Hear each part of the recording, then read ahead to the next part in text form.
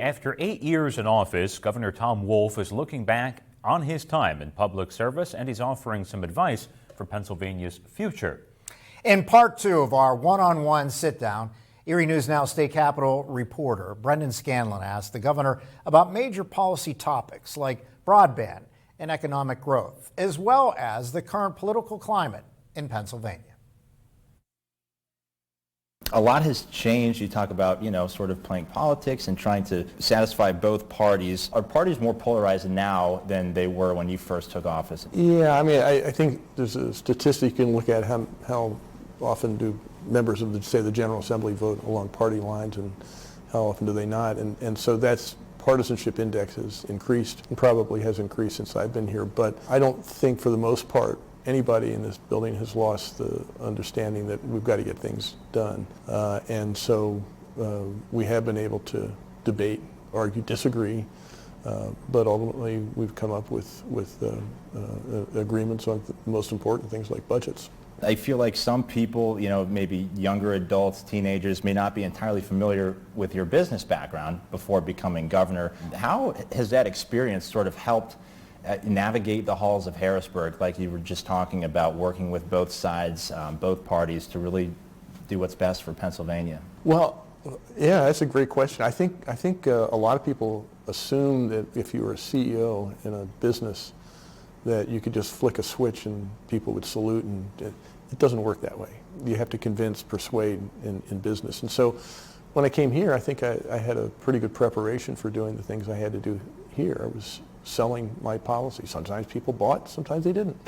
And if you weren't able to convince, you had to pick yourself up and go back and try again, or learn maybe from what the other folks were telling you. I mean, that's the way ideally things are supposed to work. That's the way they work for me in the private sector, and that's the way they have worked over the last 8 years here in Harrisburg. Economic growth, business growth, obviously big priorities for you.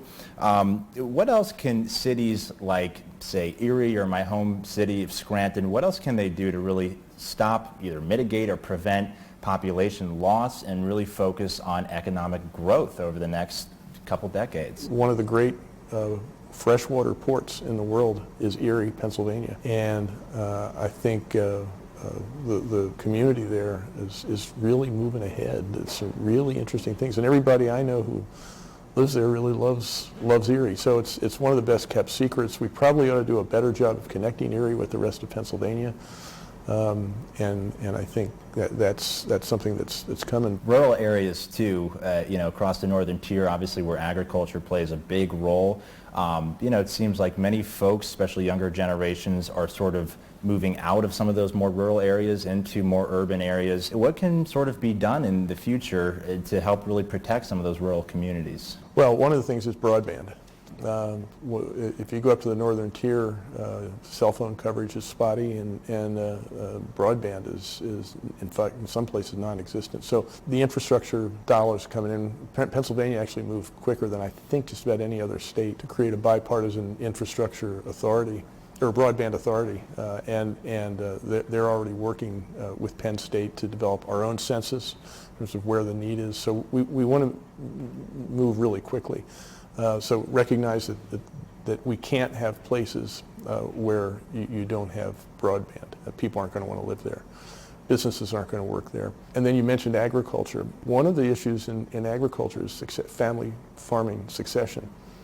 Turns out Pennsylvania has, I think, the youngest, on average, age of farmer in the United States. It's our biggest industry. We have some unusual opportunities here. There is no other place than Pennsylvania that can supply the restaurants in the biggest markets in the world: New York, Philadelphia, Pittsburgh, Baltimore, and Washington.